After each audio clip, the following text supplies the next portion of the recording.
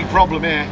Let's just keep our fingers crossed, eh? Oh man, our last journey and we've got some serious problems. We've just been pulled over by, I don't know, they're like security, maybe they're even police, I'm not sure. Just tried to bribe Liam. But it's sad news, I'm afraid.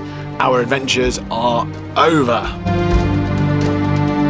It's been the greatest adventure of our lives. Welcome back to the channel. We're Janine and Liam Day, a married couple from the UK, travelling through incredible India on a little rickshaw that we bought named Pete. After over 3 months of constant travel through South India on dangerous roads, incredible landscapes and awesome adventures, this week it's all about to change as we have some big news for you. And we finally arrive in Goa at a location that changed our lives forever. It's time to reveal all as we make our last journey in our rickshaw named Pete. Good morning and welcome back to the channel. We're in Gokarna, exactly where we left you last time. It's the crack of dawn, the sun is just rising. It's still cool, so it's the sacred time of day because once that sun gets up into the sky a little bit more, it's very, very uncomfortable. So on that note, on that same vein, we're grabbing all of our stuff and we are loading up the rickshaw for, unfortunately, pretty much the last time.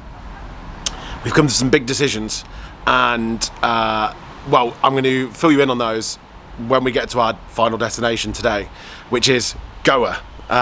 It's a very, very exciting day. It's a very sad day as well. We've had a lot of time to think about stuff, got a lot to share with you, but let's hit the road. Hey, I hope you get this message. Wanted to say I'm sorry. Sorry I haven't been myself lately. I wish I could go back and make things different. You deserve the best in the world. Anyway, just wanted to tell you I love you. Call me back. Oh my gosh, it's our last ride in Pete, and isn't he looking absolutely gorgeous today under this light? But yeah, this is our last ride and I'm feeling a little bit sad, but we've got to get moving, so let's go. Hopping in the rickshaw and preparing ourselves for our last drive in Pete, we set off on a 3-hour journey in the heat of the Indian summer to Goa. It's morning time, and as we drove through the village, we enjoyed watching the morning routines of people as they began their day. Never tasted superficial. I'm praying that we find a way to fix this. I can't imagine going on without it, because I remember cruising California, not a care, wanna be around ya. I'm replaying all the nights that we spent, saying the words we knew that we meant. Never any doubt come into my mind. You're the one I've been waiting to find. Tell me we'll get back there. What's up, Liam? Got a big problem here. Big problem. Sprung a leak on both sides here. That's why the brakes are failing. I think that's is that the brake fluid? I don't know personally, but then we've got a big crack down here. I'm not sure what that is. Can't think of what that is. I just don't know enough about it, but it's a serious break. That. We've got an hour to our destination from here, just over an hour. Will it make it? Because well, let's just keep our fingers crossed, eh? You still want to go? Yeah, 100%. Oh man, our last journey and we've got some serious problems.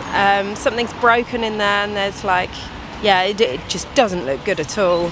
We've got an hour left, so we're gonna go for it and see if we can get there. So off we went with something broken in Pete the rickshaw on our last hour of our journey. We decided to take it easy and pulled in for a break. Okay, we've just stopped. We couldn't do our last road trip in Pete without getting some delicious roadside food. So we're going to Udupi Cafe, which actually looks really good. Always wishing that it was you to hold. Idli plate, idli butter, watermelon, pineapple, no sugar, no ice. Of course, I'm gonna have idli. Have to have idli as the last roadside cafe. It's the ultimate roadside food. It is. Beats McDonald's, beats Burger King, and all that sort of thing. It's healthy. You can ask for more if you want it. Which we do. Which we always do. Get a nice fresh juice with it. I'm having watermelon, you're having pineapple. Oh, are you sad it's the last journey? Yeah, I am actually. Although the fact that it's just something sliced in half has made me think, oh, I'm kind of a bit relieved. There's a rocky road ahead for it. All we need to do is get to it. It did definitely need to break now. Yeah. But all we need to do is get to Agonda, go into Agonda. Agonda's a very special place for us, and we're going to explain why when we get there.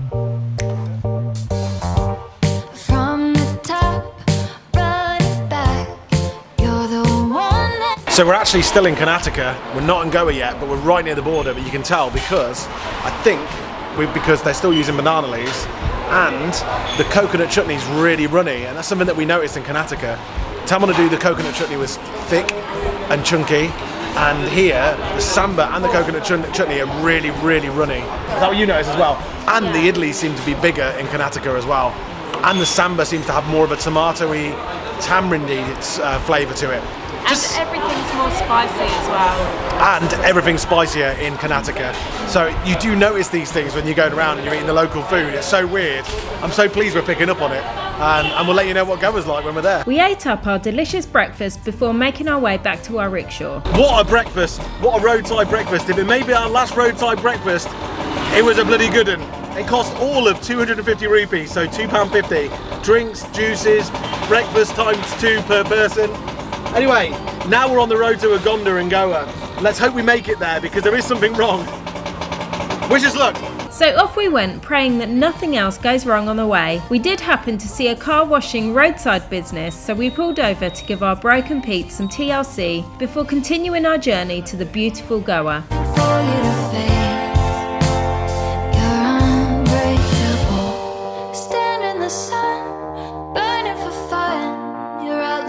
Oh, well, that was the best 250 rupees I've ever spent. Look how colourful he's looking now.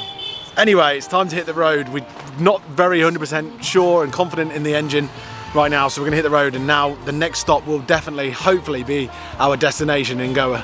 With hopes of reaching our destination soon, we celebrated crossing from Karnataka to Goa before being stopped by someone extremely official looking. We've just been pulled over by, I don't know, they're like security, maybe they're even police, I'm not sure. But they have got Liam out the back there and they're just checking through all of his documents for driving. It's the second time it's happened, but the first time that it's happened by someone like super official. The last person that did it was like the tourist board, but now we've got, I think it's a policeman. He's just trying to bribe me. Has he? Yeah. Go quick. Go.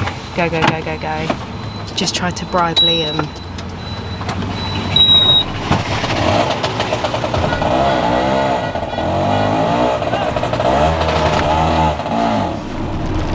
Oh my God, go. You know what he did? I hope we don't break down now. Yeah? What did he do? I'm gonna get away first. We've obviously got the correct papers for driving in India, but he was like, so where's the rest of the documents? I said, that's the document that we need, it's compulsory for driving over India. He said, so fine then. I said, what do you mean fine?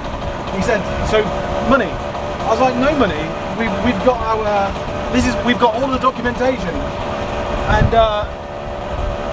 And he was like that. I was like, I've driven 3,000 kilometers. I've driven all over South India in this for the last 3 months. And you're the first person who's asking for money from it. And he went, go.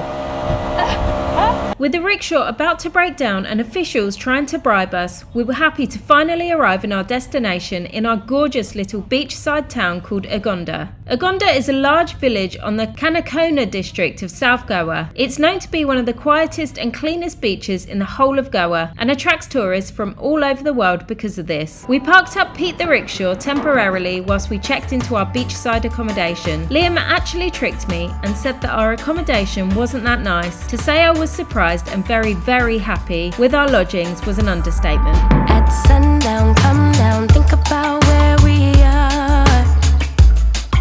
It's a long way up to everything that we want.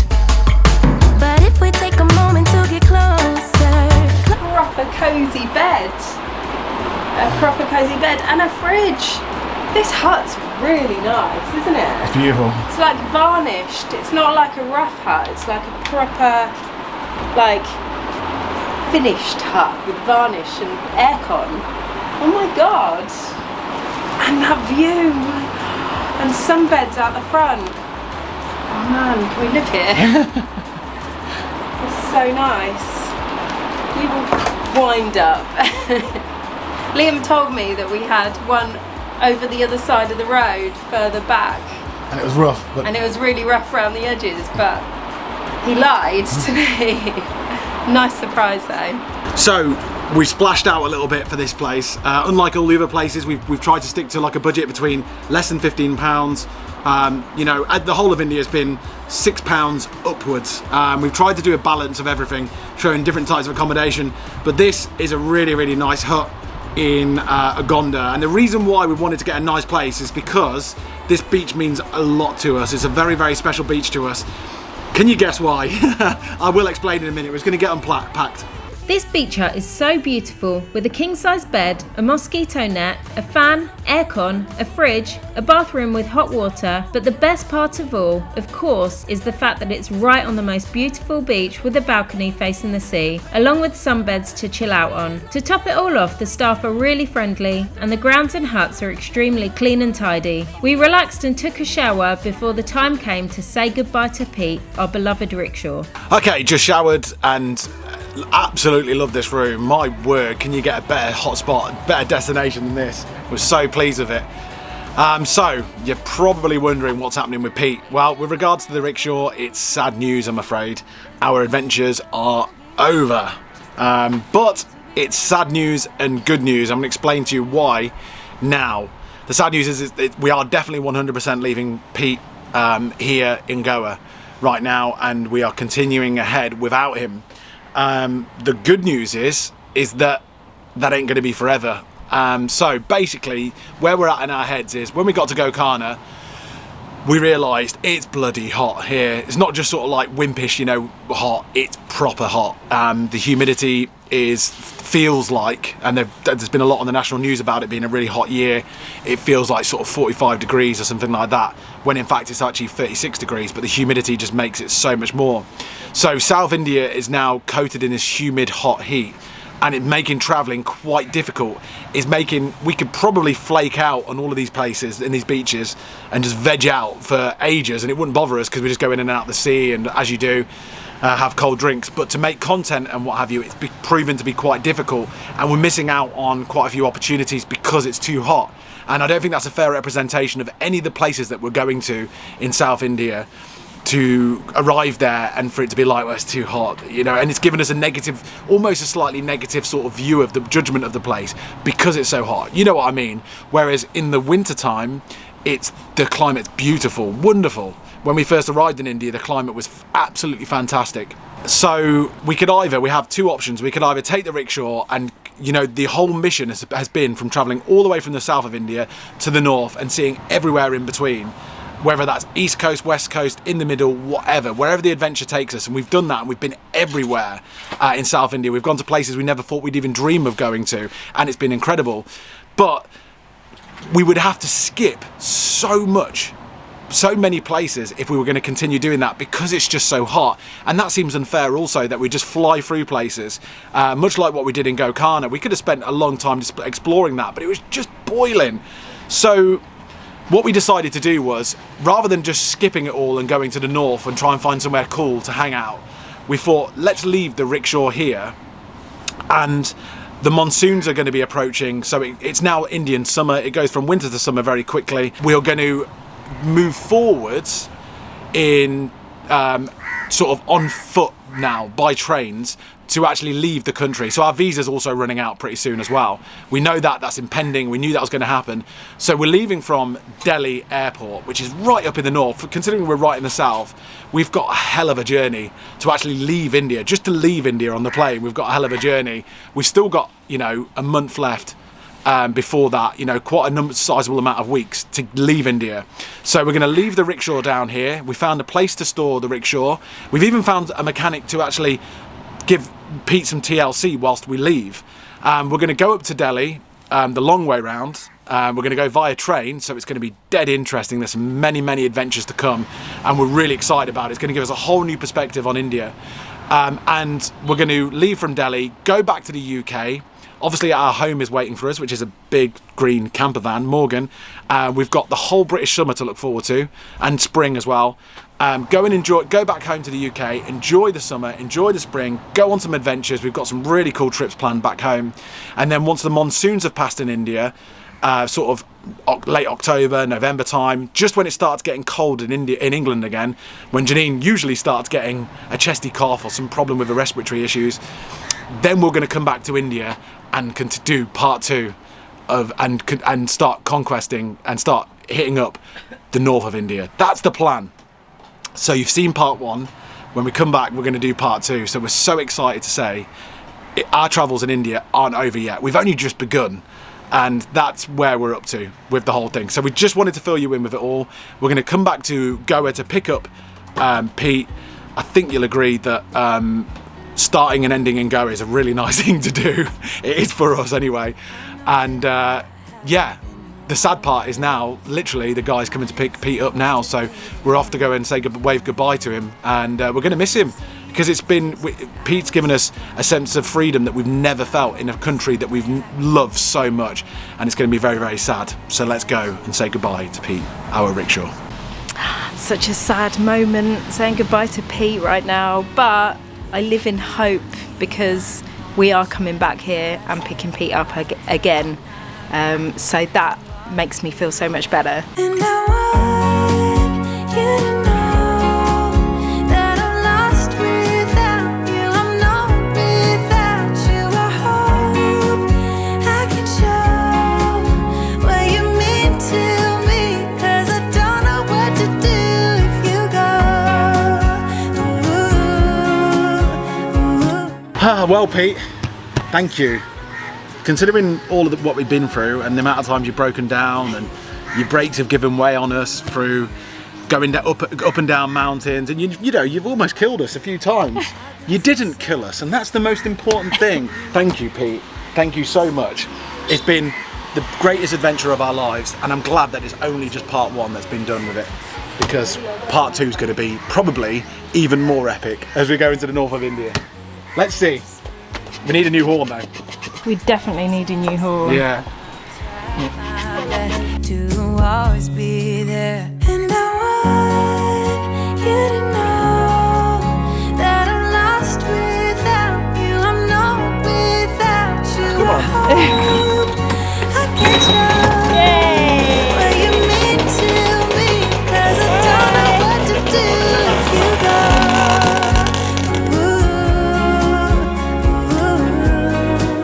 I just don't know what to do if you go.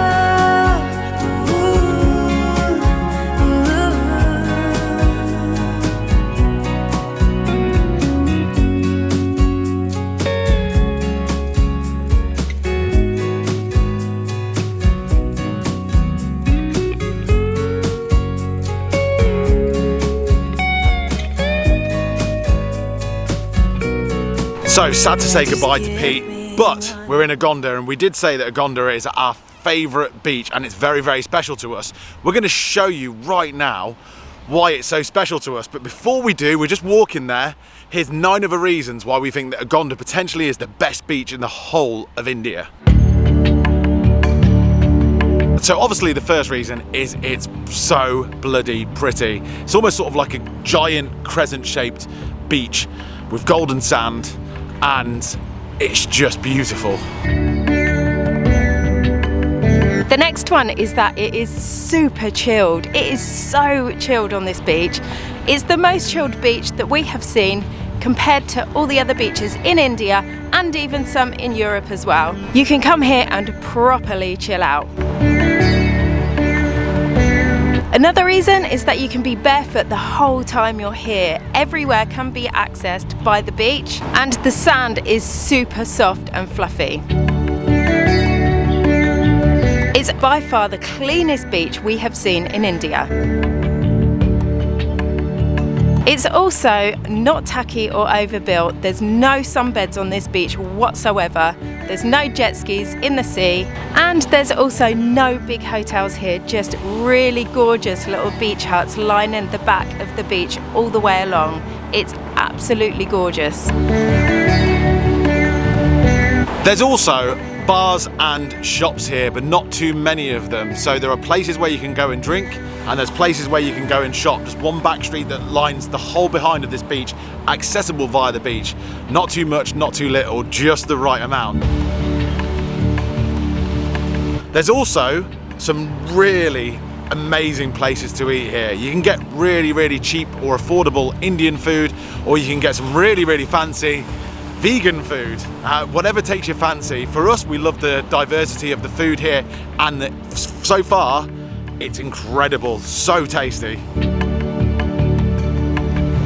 And just before we get to the main reason why we love this beach and why it's so special to us, one of the big things for us about this beach is its connection with nature.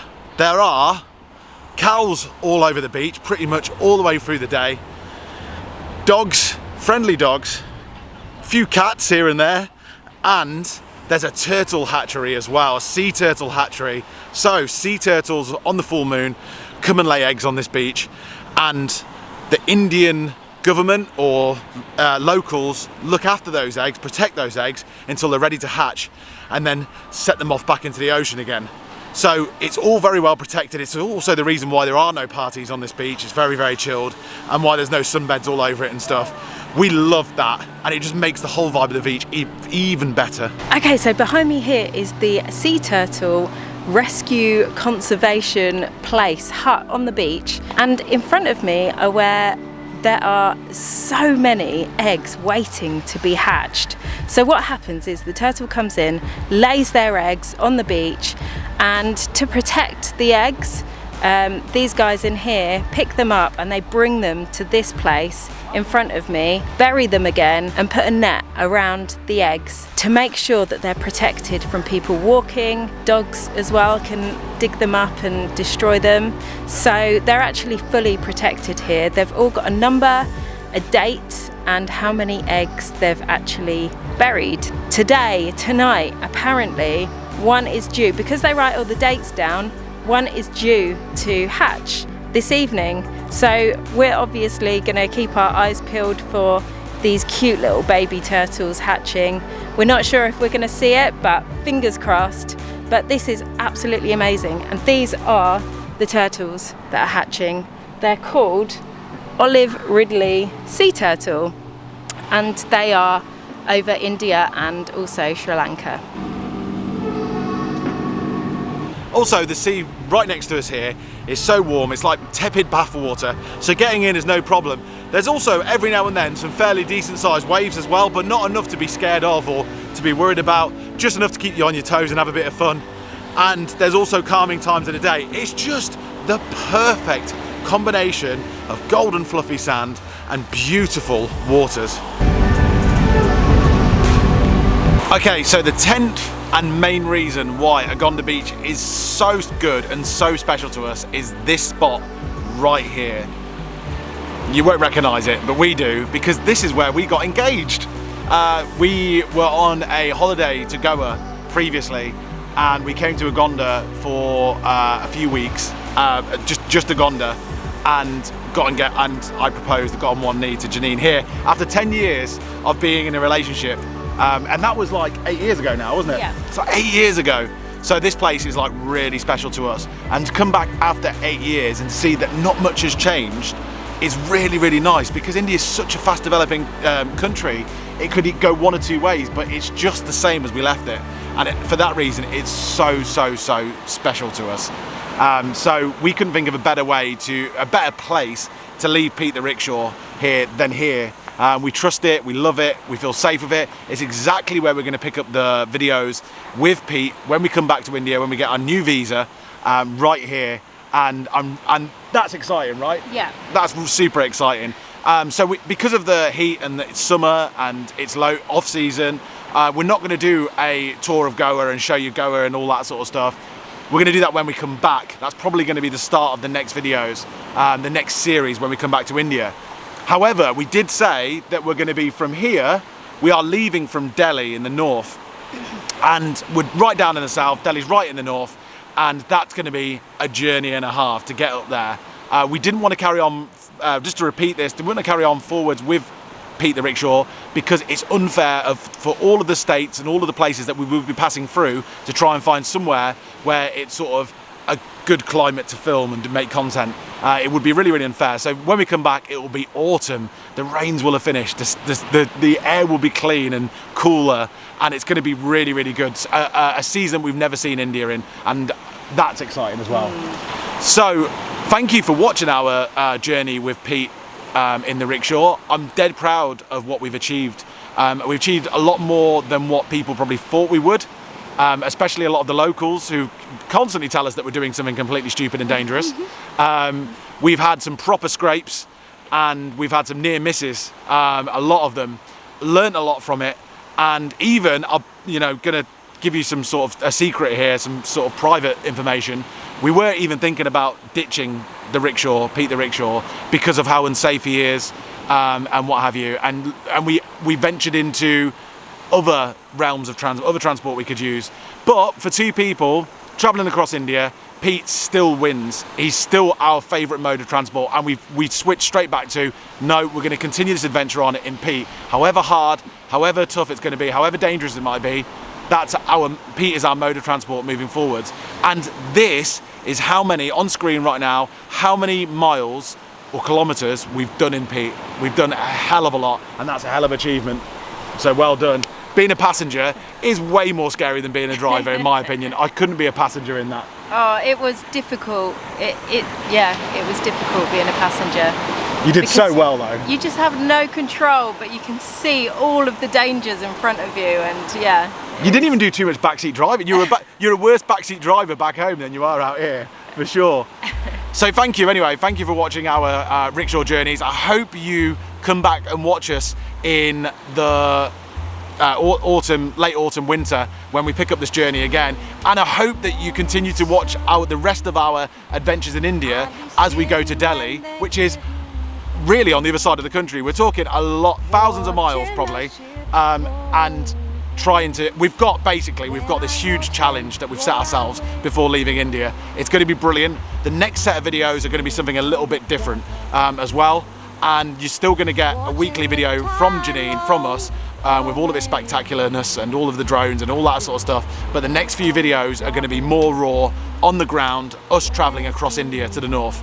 We'll see you next time. Thanks for subscribing if you like the videos, and let's go for it. I left my home in Georgia, headed for the Frisco Bay. I've had nothing to live for, and look like nothing's gonna come my way. I'm just gonna sit in the dock of the bay, watching the tide roll away. I'm sitting on the dock of the bay, wasting time. Looks like nothing's gonna change. Everything still remains the same. I can't do what 10 people tell me to do, so I guess I remain the same. I'm sitting here and resting my bones, and this lonely mess won't leave me alone. 2,000 miles I roll just to make this dock my home. I'm sitting on the dock of the bay, watching the tide roll away. Sitting on the dock of the bay, wasting time. Turn the seven, lost,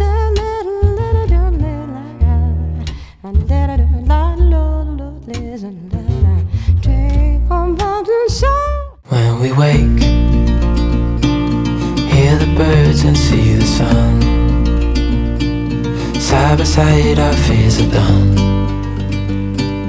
All the good times just begun.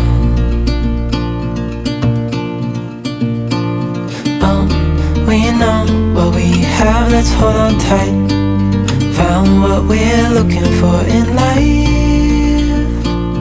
Call us crazy, but things are finally right. With you and I, the future